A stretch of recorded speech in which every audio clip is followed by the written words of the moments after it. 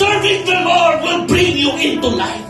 Andito ka because this is the right choice na binigay mo, ginawa mo para kay Lord.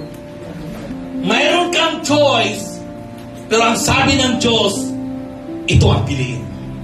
Ang akala mo lang, pag mayroong sinabi ng Diyos sa'yo na ito ang gagawin mo, ang akala mo lang nagkakamali ang Diyos, pero nung sinunod mo, masasabi mo talaga, buti na lang. Sa malapad na daan, happy now, suffer later. There are many people doon living without the wisdom of God. Sa malapad na daan, hindi nila kilala ang Biblia. Hindi sila nakakabukas ng Bible. Sino ba sa atin dito ang bihira lang kayo magbukas ng Biblia? Dahil bihira lang magbukas ng Biblia, bihira lang din nagbabasa ng Bible.